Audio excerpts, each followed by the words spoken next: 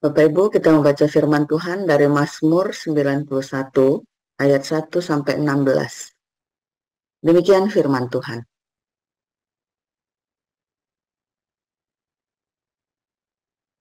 Orang yang duduk dalam lindungan yang maha tinggi dan bermalam dalam naungan yang maha kuasa akan berkata kepada Tuhan, tempat perlindunganku dan kubu pertahananku, Allahku yang kupercayai. Sungguh, Dialah yang akan melepaskan aku dari jerat penangkap burung, dari penyakit sampar yang busuk. Dengan kepaknya, ia akan menudungi engkau. Di bawah sayapnya, engkau akan berlindung. Kesetiaannya ialah perisai dan pagar tembok. Engkau tak usah takut terhadap kedahsyatan malam, terhadap panah yang terbang di waktu siang, terhadap penyakit sampar yang berjalan di dalam gelap, terhadap penyakit menular yang mengamuk di waktu petang. Walau 1000 orang rebah di sisimu dan 10.000 di sebelah kananmu, tapi itu tidak akan menimpamu.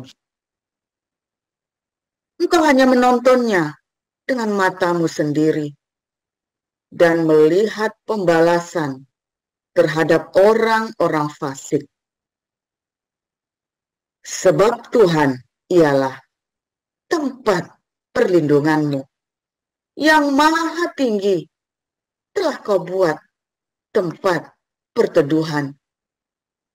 Malapetaka tidak akan menimpa kamu, dan tulah tidak akan mendekat kepada kemahmu. Sebab malaikat-malaikatnya akan diperintahkannya kepadamu untuk menjaga engkau di segala jalanmu. Mereka akan menatang engkau di atas tangannya, supaya kakimu jangan terantuk kepada batu. Singa dan ular tedung akan kau langkahi. Engkau akan menginjak anak singa dan ular naga. Sungguh, hatinya melekat kepadaku, maka aku akan meluputkannya. Aku akan membentenginya, sebab ia mengenal namaku. Bila ia berseru kepadaku, aku akan menjawab. Aku akan menyertai dia dalam kesesakan. Aku akan meluputkannya dan memuliakannya. Dengan panjang umur akan kukenyangkan dia, dan akan kuperlihatkan kepadanya keselamatan daripadaku. Demikian. Terima kasih, Bu Cinta. Ya, terima kasih Bu Nerliana. Selanjutnya Ibu Rimai akan membacakan Kisah Rasul pasal 2 ayat 14 sampai 47. Silakan Bu Rimai. Ya, baik. Kisah para Rasul 2 ayat 14 sampai dengan 47. Maka bangkitlah Petrus berdiri dengan ke-11 rasul itu, dan dengan suara nyaring ia berkata kepada mereka, "Hai kamu orang Yahudi, dan kamu semua yang tinggal di Yerusalem, ketahuilah dan camkanlah perkataanku ini. Orang-orang ini tidak mabuk seperti yang kamu sangka, karena hari baru pukul 9. Tetapi itulah yang difirmankan Allah dengan perantaraan Nabi Yoel. Akan terjadi pada hari-hari terakhir, demikianlah firman Allah, bahwa aku akan mencurahkan rohku ke atas semua manusia. Maka anak-anakmu, laki-laki dan perempuan, akan bernubuat, dan teruna-terunamu akan mendapat penglihatan-penglihatan, dan orang-orangmu yang tua akan mendapat mimpi. Juga ke atas hamba-hambaku laki-laki dan perempuan akan kucurahkan rohku pada hari-hari itu, dan mereka akan bernubuat. Dan aku akan mengadakan mujizat-mujizat di langit, dan tanda-tanda di bawah, di bumi. Darah dan api, dan gumpalan-gumpalan asap. Matahari akan berubah menjadi gelap gulita, dan bulan menjadi darah, sebelum datangnya hari Tuhan, hari yang besar dan mulia itu. Dan barang siapa yang berseru kepada nama Tuhan akan diselamatkan. Hai orang-orang Israel, dengarlah perkataan ini. Yang aku maksudkan ialah Yesus dari Nazaret, seorang yang telah ditentukan Allah dan yang dinyatakan kepadamu dengan kekuatan-kekuatan dan mujizat-mujizat dan tanda-tanda yang dilakukan oleh Allah dengan perantaraan Dia di tengah-tengah kamu, seperti yang kamu tahu. Dia yang diserahkan Allah menurut maksud dan rencananya telah kamu salibkan dan kamu bunuh oleh tangan bangsa-bangsa durhaka. Tetapi Allah membangkitkan Dia dengan melepaskan Dia dari sengsara maut, karena tidak mungkin Ia tetap berada dalam kuasa maut itu. Sebab Daud berkata tentang Dia, aku senantiasa memandang kepada Tuhan, karena Ia berdiri di sebelah kananku. Aku tidak goyah. Sebab itu hatiku bersukacita dan jiwaku bersorak-sorak. Bahkan tubuhku akan diam dengan tentam. Sebab Engkau tidak menyerahkan aku kepada dunia orang mati, dan tidak membiarkan orang kudus-Mu melihat kebinasaan. Engkau memberitahukan kepadaku jalan kehidupan. Engkau akan melimpahi aku dengan sukacita di hadapan-Mu. Saudara-saudara, aku boleh berkata-kata dengan terus terang kepadamu tentang Daud, bapa bangsa kita. Ia telah mati dan dikubur, dan kuburannya masih ada pada kita sampai hari ini. Tetapi ia adalah seorang nabi, dan ia tahu bahwa Allah telah berjanji kepadanya dengan mengangkat sumpah bahwa ia akan mendudukkan seorang dari keturunan Daud sendiri di atas tahtanya. Karena itu, ia telah melihat ke depan dan telah berbicara tentang kebangkitan Mesias ketika ia mengatakan bahwa Dia tidak ditinggalkan di dalam dunia orang mati dan bahwa dagingnya tidak mengalami kebinasaan. Yesus inilah yang dibangkitkan Allah, dan tentang hal itu kami semua adalah saksi. Dan sesudah ia ditinggikan oleh tangan kanan Allah dan menerima Roh Kudus yang dijanjikan itu, maka dicurahkannya apa yang kamu lihat dan dengar di sini. Sebab bukan Daud yang naik ke sorga, malahan Daud sendiri berkata, Tuhan telah berfirman kepada Tuanku, duduklah di sebelah kananku, sampai kubuat musuh-musuhmu menjadi tumpuan kakimu. Jadi, seluruh kaum Israel harus tahu dengan pasti bahwa Allah telah membuat Yesus yang kamu salibkan itu menjadi Tuhan dan Kristus. Ketika mereka mendengar hal itu, hati mereka sangat terharu. Lalu mereka bertanya kepada Petrus dan rasul-rasul yang lain, "Apakah yang harus kami perbuat, saudara-saudara?" Jawab Petrus kepada mereka, "Bertobatlah, dan hendaklah kamu masing-masing memberi dirimu dibaptis dalam nama Yesus Kristus untuk pengampunan dosamu. Maka kamu akan menerima karunia Roh Kudus. Sebab bagi kamulah janji itu, dan bagi anak-anakmu, dan bagi orang yang masih jauh, yaitu sebanyak yang akan dipanggil oleh Tuhan Allah kita." Dan dengan banyak perkataan lain lagi, ia memberi suatu kesaksian yang sungguh-sungguh, dan ia mengecam dan menasihati mereka, katanya, "Berilah dirimu diselamatkan dari angkatan yang jahat ini." Orang-orang yang menerima perkataannya itu memberi diri dibaptis, dan pada hari itu jumlah mereka bertambah, kira-kira 3.000 jiwa. Mereka bertekun dalam pengajaran rasul-rasul dan dalam persekutuan, dan mereka selalu berkumpul untuk memecahkan roti dan berdoa. Maka ketakutanlah mereka semua, sedang rasul-rasul itu mengadakan banyak mukjizat dan tanda.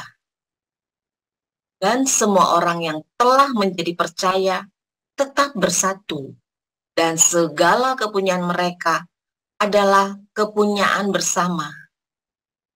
Dan selalu ada dari mereka yang menjual harta miliknya, lalu membagi-bagikannya kepada semua orang sesuai dengan keperluan masing-masing. Dengan bertekun dan dengan sehati, mereka berkumpul tiap-tiap hari dalam bait Allah. Mereka memecahkan roti di rumah masing-masing secara bergilir dan makan bersama-sama dengan gembira dan dengan tulus hati, sambil memuji Allah. Dan mereka disukai semua orang. Dan tiap-tiap hari Tuhan menambah jumlah mereka dengan orang yang diselamatkan. Demikianlah sabda Tuhan. Ya, terima kasih Bu Rima. Ya, renungan firman Tuhan akan disampaikan oleh Evangelis David Leo yang berjudul Israel Merah. Ya, silakan Pak David. Ya, terima kasih Bu Cinta. Shalom semuanya. Kita sama-sama mengerti bahwa Israel itu sulit untuk menyerah ya. Israel itu sulit untuk dikatakan menyerah. Tapi saya ambil judul Israel menyerah, jangan heran kalau kita baca ayat yang tadi dibaca oleh Bu Nerliana dan Bu Rima. Kalau kita kembali tentang Kisah Para Rasul 2 yang kita baca tadi cukup panjang. Di ayat 35 disebutkan, sebab bukan Daud yang naik ke surga, malahan Daud sendiri berkata, Tuhan telah berfirman kepada Tuanku, duduklah di sebelah kananku, sampai kubuat musuh-musuhmu menjadi tumpuan kakimu. Jadi sebetulnya kalau tentang Mazmur 91 itu begitu banyak menjadi satu kekuatan, bahkan kita bisa menangkap rema pada saat logos itu dibaca ketika kita di dalam satu tekanan atau dalam satu kesulitan atau sedang dalam kondisi sakit, sedang kondisi lemah. Itu menjadi ayat Mazmur 91 menjadi sesuatu yang sangat berkata-kata kepada kita, saudara. Ya, nanti saudara mungkin di kesempatan lain bisa sharing itu ya. Nah, tetapi ketika kita mengerti tentang komunitas ini, hagios, ya, kita lihat di Kisah Para Rasul pasal 2 yang kita baca cukup panjang, akhirnya kita mengerti bahwa ternyata cara hidup jemaat pada awal semua para rasul mulai bergerak untuk menyampaikan kabar sukacita ini kepada semua orang, nah rupanya itu menjadi sesuatu yang itu menjadi tolok ukurnya kita pada saat ini, di mana kita di komunitas Hagios ini, kita memang kembali menjadi pengikut Tuhan, atau menjadi pengikut jalan Tuhan. Kita ngerti bahwa kita tidak lagi hidup yang secara rohani ini, hidup pakai ritual-ritual, bahkan pakai anting salib, pakai kalung salib, tidak lagi. Ya, saya bukan mencela saudara yang pakai salib, ya, enggak, bukan ya. Kalau sudah pakai ya sudah. Tapi kalau saudara paham, saya beberapa orang yang ada di komunitas ini tidak pakai atribut-atribut bentuk salib, ya, atribut-atribut yang disebut atribut-atribut kekristenan begitu. Tujuannya apa? Memang kita tidak masuk kepada ritual dan simbol-simbol, tapi kita sama-sama apa? Hidupnya ternyata berbagi kepada orang-orang yang kesusahan, yang susah makan, yang nggak ada tempat tinggal. Jadi ini benar-benar menjadi praktek kasih yang bukan, oh saya merencanakan, enggak, sudah, ini kita jalankan. Jadi seperti itu saudara ya. Nah, maka itu kalau kita sungguh-sungguh memperhatikan di dalam komunitas ini, kita semua belajar mengerti bahwa ternyata komunitas ini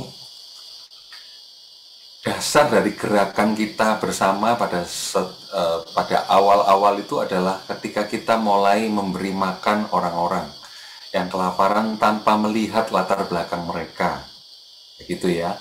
Nah, sehingga kita bisa jelas tahu bahwa ternyata itu yang dilakukan pada jemaat mula-mula, ya, dan akhirnya mereka bertambah banyak. Saya tahu bahwa saudara-saudara juga mungkin masih ada dalam pergolakan, ya, di batinnya masih bergolak. Lupa bergolak apa maksudnya? Iya, karena banyak dari kita itu sudah puluhan tahun menjadi orang percaya pada Kristus. Tapi prinsip yang masuk, pengajaran-pengajaran yang masuk ke kita, itu sungguh-sungguh membuat kita jadi bingung. Jadi kita gimana nih sekarang? Seringkali kalau pertanyaan-pertanyaan itu muncul secara informal. Atau mungkin Bapak Ibu sampai nggak berani bertanya. Jangan dulu bertanya gitu ya. Kalau diberi kesempatan bertanya, nggak berani bertanya. Nanti kalau bertanya, pertanyaan saya salah. Nanti kalau bertanya, ternyata oh saya nggak paham. Rupanya masyarakat kita di Indonesia ya, kecuali yang sudah keluar negeri ya, yang keluar negeri pun masih terbelenggu ya, itu adalah takut bertanya. Takutnya kenapa? Ya karena saya dari kecil kalau tanya sama orang tua saya, jangan banyak tanya. Jangan banyak tanya. Mesti dibegitukan oleh orang tua. Diam, ada tamu. Kalau ada aja alasannya, diam. Nanti. Tapi nantinya itu lupa sudah. Nggak mungkin itu nanti lewat ya, nanti itu sampai kapan nggak jelas ya. Nah kemudian di sekolah waktu SD tanya Bu, ya ini nah kita ngomong. Saya nggak mengerti gini. Satu kelas ketawa, diketawain, nggak mengerti, dia nggak bodoh. Oh, akhirnya jadi misalnya nih David kecil nih waktu SD. Oh, berarti kalau saya nggak ngerti, saya bodoh. Oke, semua diem nggak bertanya. Oke, kalau gitu pura-pura ngerti. Pura-pura ngerti. Lihat semua penjelasan guru nggak ngerti. Pura-pura ngerti. Nah seperti itu. Nah ketika sekarang kita ada di komunitas yang begini, yang diberi kesempatan, silakan bertanya. Nanti jangan-jangan aku dikira bodoh. Aku pura-pura ngerti aja. Ya. Kalau di Gude ada kesempatan ngomong, nanti aku dikira bodoh. Aku pura-pura ngerti aja. Ya sudah ngerti pokoknya. Nggak jelas, nggak nangkep. Jadi gimana? ya. Banyak kita juga gitu, ngetawain yang bertanya. Di Koinonia ada yang tanya, kita ketawain mereka. Gitu aja masih nanya. Dalam hati mungkin ya. Nah, seperti itu. Jadi artinya apa? Rupanya belenggu itu, ya, kita nih terkekang oleh hal itu sejak dari kecil. Maka itu di sini ada banyak para guru ya. Para guru, aduh, kena nih saya para guru ya, para pengajar. Seringkali kita juga jengkel. Ih, tanya mulu nih orang nih, ih, gimana sih gitu, ya kan? Gitu misalnya begitu. Misalnya seperti itu. Jadi para guru kalau yang ada di komunitas ini juga harus mengerti, kita tidak mengalami paradigm shift. Kita tidak mengalami perubahan pola pikir atau cara berpikir kita. Karena kita dari kecilnya juga terbelenggu. Ketika kita menjadi pengajar, kita sangat jengkel kalau ada orang yang bertanya. Nah, rupanya di komunitas ini dikembangkan malah bertanya. Ya, jadi kalau saudara bertanya, Pak David kok nggak pernah tanya? Iya, ada beberapa orang saya beritahu, saya bertanyanya di kelas, ya, karena saya ikut Bible College, ya, ada beberapa di sini ikut Bible College, ya. Nah, bertanyanya di kelas. Kadang-kadang ada kesempatan pribadi, pas lagi sedang telepon, bertanya, gitu ya. Tapi kalau ada kesempatan yang secara umum ya, saya memberi kesempatan kepada yang lain yang karena datangnya cuma Koinonia ya silakan bertanya, ya kan. Kami di sini beberapa orang bisa berkomunikasi di kelas, ada kelas evangelis, ada kelas apologetik, ada kelas apostolik, ada bahasa Ibrani, ada profetik ya. Nah, Pak, kok kenapa sering disebut-sebut kelas itu? Iya, di komunitas ini kita perlu mengerti pengajaran. Maka itu orang-orang yang tidak ikut kelas-kelas itu, dia nggak nangkep sebenarnya apa sih komunitas ini. Atau sebetulnya komunitas itu adalah jemaat gereja. Kita diajar tidak datang ke gedung gereja. Walaupun saudara-saudara yang ada di ruangan ini, ada banyak yang masih ke gedung gereja. Disalahin? Tidak disalahin. Karena kalau saudara mengerti, saudara tidak akan lagi ke gedung gereja, gedungnya yang penuh dengan ritual. Loh Pak, kalau gedung saya enggak Pak, di tempat saya. Iya, itu berarti sudah benar. Ada beberapa di sini sudah mulai mengerti. Tetapi ada beberapa juga pemimpin ya yang ada di komunitas ini yang juga, aduh Pak, sulit juga ya untuk membuat mereka paham. Iya, di situ letak kesulitannya. Makanya kita semua belajar. Nah, kembali ke tadi tentang gedung. Lalu Pak, bagaimana? Suami saya Pak, dia ke situ, ke gedung itu, gimana? Kalau saya, karena kita praktek kasih, ikut dengan suami ke gedung situ, ikut dengan ritual di sana. Loh Pak, jadi salah dong. Ini bukan masalah benar salah. Ini masalah kita praktek kasih, saudara-saudara. Jadi saudara jangan, aku salah, aku harus menegakkan kebenaran. Nah, tambah keliru, saudara. Kacau, rumah jadi ribut kan. Nah, berarti Bapak maksudnya nggak boleh ribut. Bukan tujuannya itu. Tapi saudara berdoa, yang ngerti ini berdoa. Sampai orang yang kita kasihi, suami kita, itu dapat rema. Ting! Iya, Ma. Aku semakin ngerti nih. Kalau gitu sudahlah. Mulai minggu depan, kita nggak perlu lagi ke gedung. Luar biasa. Seperti itu. Oh gitu ya Pak? Iya. Nah saudara-saudara mulai berdoa nih yang sudah mendapatkan pencerahan, mulai berdoa nih. Bagi istri, bagi suami, bagi anak-anak.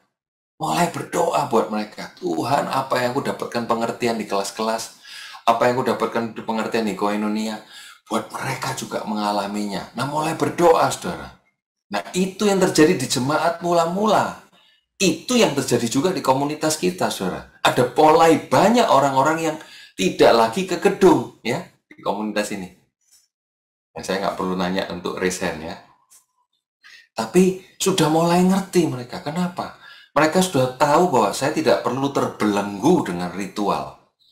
Nah, seperti itu. Jadi, oh berarti kalau gitu kita ikut ke sana, iya karena kita mengasihi mereka. Apalagi ada beberapa dari kita nih pemimpin-pemimpin gereja di gedung sana. Maka apa? Kita kasih kepada mereka. Jadi, apa yang sudah dapat ini sampaikan juga kepada mereka. Wah, luar biasa kan? Berarti saudara sudah punya gedungnya. Tinggal sekarang isinya biar mengalami metanoia, pembaruan pikiran. Oh gitu, iya. Jangan kita malah pergi menjauh, kita tidak berbuat apa-apa. Karena semua kita yang ada di posisi masing-masing sekarang, seharusnya menjadi kumpulan-kumpulan orang percaya yang menjadi pengikut jalan Tuhan. Lupa, jadi gimana? Ya nanti di rumah sekitar Bu Cinta, oh ada sekian 10 orang kumpul di sana. Di rumah di sekitar Bu Rima, ada sekian orang kumpul di situ. Rumah di sekitar Bu Ros, Nababan, kumpul di sana. Rumah di sekitar Bu Yuni, Bu Maryuni, ada kumpul. Rumah di sekitar Bu Santi, Simanjunta, oh kumpul. Loh, kok seperti itu? Iya. Mereka praktekkan itu cara hidup kita yang benar seperti apa. Oh jadi kayak gitu. Iya, dan ini akan jadi banyak luar biasa. Nah, kalau saudara nangkep seperti itu, ini sesuatu yang luar biasa. Nah, maka itu saudara yang ikut kelas ya, kelas-kelas bukan cuma oh iya ya, ngerti. Nah, oke. Apa yang kamu ngerti? Aku sudah ngerti. Nah, iya. Apa yang kamu dapat? Ya itu. Susah kan?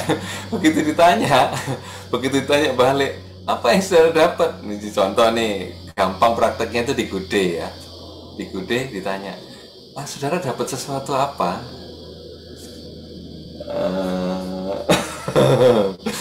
Apa ya dapat? jadi susah kan? Lah di Gude itu prakteknya untuk itu disediakan tuh bisa berani cerita. Saya dapat ini. Cuma satu kalimat gitu aja. Itu yang saya tangkap pada saat ini. Itu saya mencoba ya untuk ayo beri kesempatan. Iya kan? Ini saudara sekarang nih dengerin saya ngomong nih. Ngomong apa ya tadi? Nggak nangkep. Nah, coba biasakan saudara. Ini yang saya terima nih. Oh, kebanyakan sih Bapak ceritanya. Tapi ambil satu atau dua ini buat aku. Gitu saudara. Jadi sehingga saudara, iya. Dari setiap pertemuan embun pagi, nah saudara-saudara saya mau beritahu.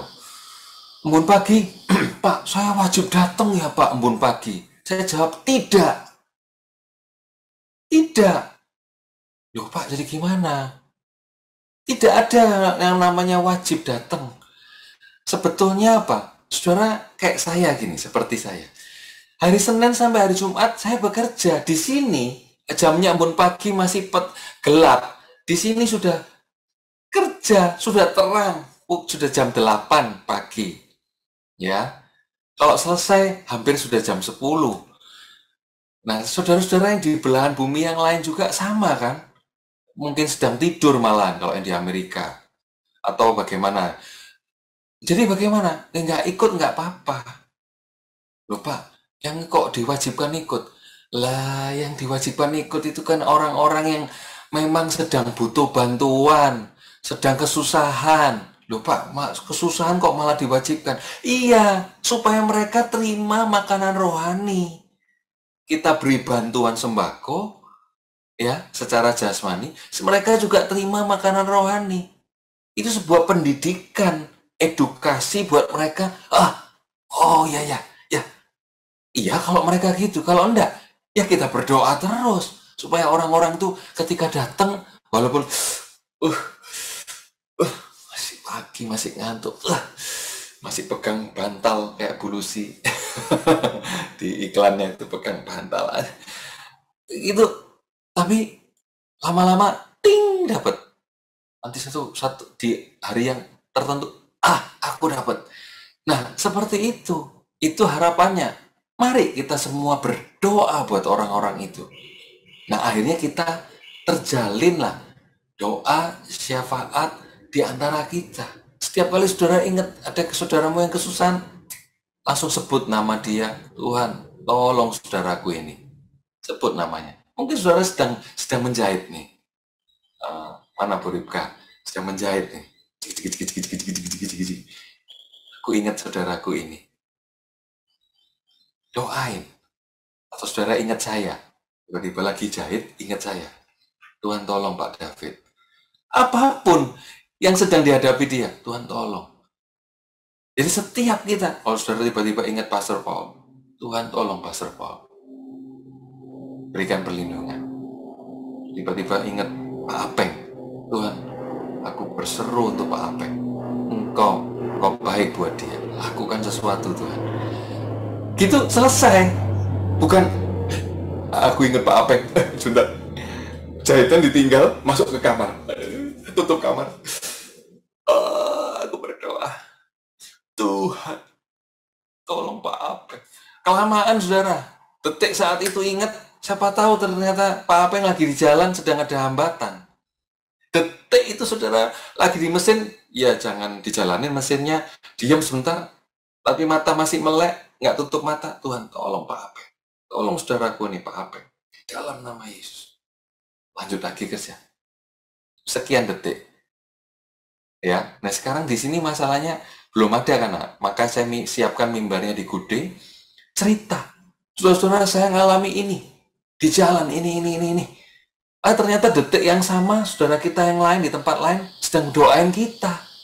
Hanya sekian tek gitu. Tuhan tolong. Ternyata dia mau kesenggol truk nggak jadi. Ada yang aneh. Apa? Tiba-tiba apa? Nah, saudara begitu maksud saya, paham ya? Jadi artinya kalau kita tidak terikat secara ritual seperti itu, maka kita mengalami kebebasan dan ada banyak hal yang terjadi. Oh, kok gitu? Iya, ada banyak mujizat. Kita bukan cari mujizat. Ya, saudara-saudara bertobat yang mencari mujizat. Karena mujizat itu kalau dinyatakan, itu tidak membuat kita lebih dekat kepada Tuhan. Sungguh saudara, percaya saya. Lihat, ada banyak orang melihat mujizat, hidupnya nggak lebih mengenal Tuhan. Karena dia salah orientasi, yang dicari mujizat. Itu sembuh. Itu berubah ekonominya. Itu mengalami, sekarang sudah nggak minta bantuan lagi. Tetapi, ya cuman begitu aja. Tapi kalau kita mencari yang pemberi mujizat, kita jadi beda. Cari yang pemberi berkat, kita mengenal dia, Yesus dan kuasa kebangkitannya, membuat kita mengalami kemenangan demi kemenangan, terobosannya banyak. Nah, di komunitas ini harusnya seperti itu, saudara. Pak, jadi kalau ngomong kok seharusnya? Enggak, ya kita memang sama-sama belajar. Maka itu sekarang bukan lagi berwacana, praktek.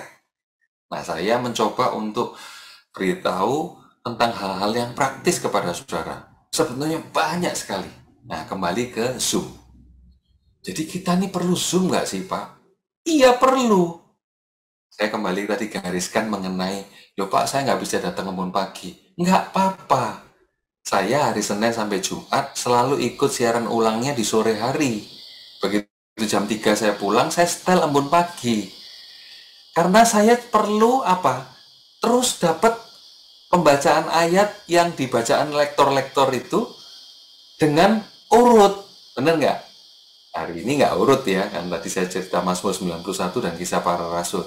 Tapi kan kita urut setiap hari yang disampaikan oleh Pastor Paul. Nah, jadi kita ngerti seperti itu. Oh, kayak gitu ya. Jadi kita dapat makanan rohani. Walaupun saya membaca di ayat-ayat yang lain. Begitu ingat apa, saya baca ayat-ayat yang lain. Tetapi seperti itu pola yang kita perlu tegaskan di komunitas ini. Jadi gimana? Tanpa kita membaca sendiri, dibacain lektor, kita sudah membaca Alkitab. Ada banyak yang kita yang ngomong gini, Pak, saya kok nggak bisa punya waktu untuk baca Alkitab. Nah, justru itu ada embun pagi. Kalau saudara nggak bisa bangun pagi, masih tetap nggak bisa bangun pagi. Iya, ya tidurnya jam 1, jam 4 mau bangun. Ya saudara akan sakit. Ya biarin tidur aja. Ada beberapa orang nanya ke saya, Pak, saya nggak bisa ikut embun pagi. Terus kenapa? Tidur jam berapa? Jam 1, Pak, jam 12. Ya jelas. Tidur aja. Loh, Bapak mau ngajarin tidur aja? Iya. Kalau kamu nggak tidur, maka tubuhmu lemah, tubuhmu sakit, nggak bisa bekerja. Lalu gimana? Kewajibanmu praktek kasih kepada keluarga, kepada istri, kepada anak-anak, menafkahi mereka itu dengan bekerja. Jadi kalau kamu malah, aku mau ikut embun pagi, biarin sakit, ya salah ya. Kita tuh malah bekerja, karena tanggung jawab kita mengasihi mereka dengan ini, pekerjaan ini. Oh, gitu. Berarti Bapak nggak rohani dong. Jadi, rohani tidak rohaninya tergantung dari itu. Nah, itu yang selalu keliru. Orang dibawa ke gedung supaya kita kelihatan rohani. Tidak tahukah kamu bahwa tubuhmu adalah bait Allah? Firman Tuhan jelas berkata seperti itu yang tertulis. Maka itu kalau yang tidak tertulis, jangan kita pasang di kepala ini. Bahaya, saudara. Nah, kita kebiasaan ya. Saudara boleh nanya, Pak, itu ayatnya di mana? Boleh, ya. Di sini harus begitu. Semua harus belajar berpikir kritis. Aku cek. Aku kok ingat ada ayat ini ya. Aku cek. Mana itu? Cek. Supaya kita jadi, oke. Aku dapat peneguhan. Ayat ini berkata ini. Nah, itu saudara yang perlu kita kembangkan terus di komunitas ini. Jadi, masuk Zoom, balik ke tentang Zoom. Penting nggak? Sangat penting. Bapak, kenapa? Di situ letaknya proses besi menajamkan besi, manusia menajamkan sesamanya. Bayangkan coba, kalau saudara waktunya, jamnya sudah diberitahu Pak Mulia, doa pembukaan ya, tiba-tiba nggak datang pada saat doa pembukaan. Apa nggak bingung tuh Bu Cinta? Aduh, siapa ini? Siapa ini? Tadi langsung Bu Cinta ngomong, Bapak ya, Ibu ya, nanti siap-siap ya. Kalau gitu kan, deg-deg ser ya, deg-deg ser itu moderator. Para moderator tiap hari, bayangkan. Setiap pagi, bangun pagi, sudah harus, rapiin rambut, basah-basahin mata, ke air dipercik-percik, supaya terang. Gitu kan. Kenapa kok begitu? Iya, padahal bawahnya nggak jelas. Tapi nggak apa-apa, kan ini di ruangan ini cuma segini aja kan. Bawahnya nggak jelas ini, ya. Biarin. Yang penting ini sampai sini, gitu ya. Nah, nggak apa-apa. Ini memang virtual meeting. Seperti itu. Nah, Pak, kok gitu, Pak? Iya. Itu prosesnya. Bayangin. Ibu-ibu, saya beritahu, semua pakai lipstick ya, supaya seger. Bapak ini kok terlalu ya sudah. Gara-gara cuma gitu aja seger, saudara. Padahal saudara belum mandi, nggak apa-apa. Jangan rame-rame. Jangan diberitakan belum mandi itu, biarin. Iya kan? Jadi padahal cuma mercikin mata, atau kalau ibu-ibu make up, pakai bedak aja. Oke, Pak, gitu-gitu kok diatur. Iya. Nah kalau saudara hanya kelihatan wajah segini aja, ini pun kita nggak atur dengan baik, ternyata itu proses. Ada banyak juga orang, bangun pagi aku harus persiapan beberapa menit. Nah kenapa bangunnya bukan jam 4? Bangunnya pasti sebelumnya. Itu proses nggak? Proses. Menyakitkan tubuh kita nggak? Daging kita sakit. Tapi kalau saudara nggak ada komit untuk datang, saudara nggak ngalami. Saudara nggak ngalami seperti ini. Para pendoa, para lektor, moderator, WL, nggak ngalami. Saudara telepon diingetin, halo, apa waktunya ini? Yang nelpon juga gemes-gemes mungkin. Nggak diangkat-angkat, nih gimana nih? Gitu kan, misalnya begitu. Itu prosesnya, saudara. Oh gitu, iya. Prosesnya bukan cuma masuk ke Zoom. Bukan, prosesnya seperti itu. Nah, maka itu kenapa ayo masuk. Saudara, ngalami. Nah, ketika saudara ngalami, respon saudara apa? Itu penting. Respon yang benar penting. Respon yang benar apa? Bukan marah-marah. Jadi tapi kalau saudara marah gimana? Nggak apa-apa. Saudara kita kalau sedang marah, kita yang tahu.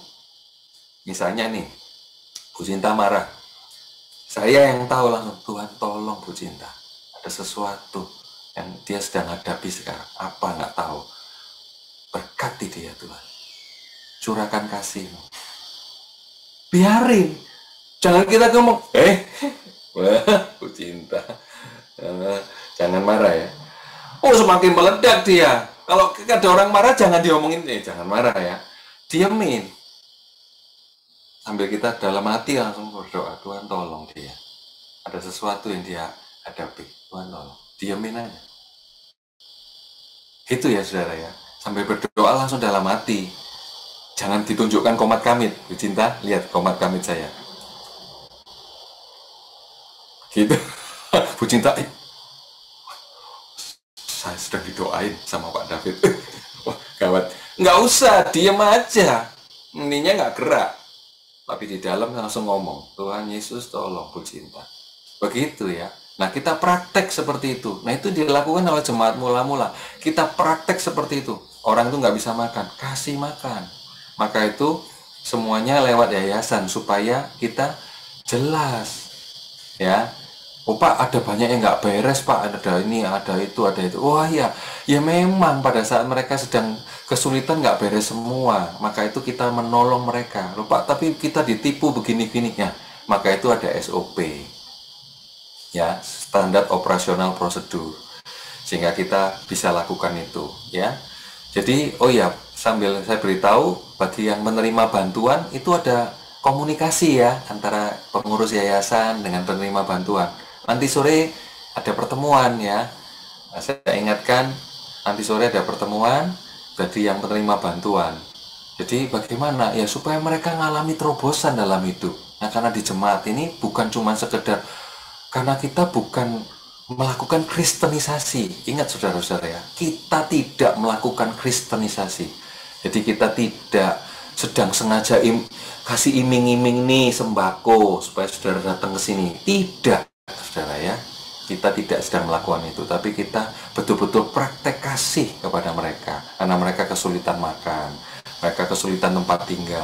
Jadi seperti itu ya. Jadi kita mesti ngerti ini kesempatan kita untuk memberi, ini kesempatan kita untuk praktek kasih, sehingga akhirnya pengurus yayasan menyediakan sebuah forum untuk pertemuan antara yang menerima bantuan dengan pemberi bantuannya diwakilkan oleh beberapa pengurus yayasan.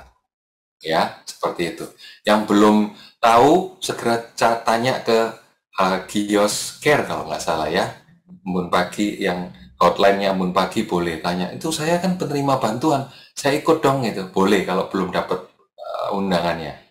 Ya, seperti itu, saudara, kembali ke tadi. Kita diproses untuk mengalami pembentukan, untuk mengalami terobosan, untuk mendapatkan pembaruan pikiran, sehingga kita dalam kondisi seharusnya menyerah. Saya sebut Israel menyerah, kita adalah orang-orang yang bukan menjadi secara jasmania Israel, tapi kita yang perlu melakukan menyerah, supaya dia, Kristus, bisa membentuk kita, karena kita dijadikan murid Kristus. Jadikanlah semua bangsa murid Kristus dan baptisan mereka di dalam namaku.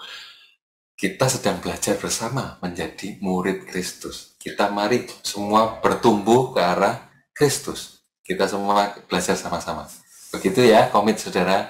Lakukan dengan hatimu, lakukan dengan kasih, supaya kita bisa respon yang benar. Ya, Tuhan Yesus memberkati. Silakan Bu Cinta.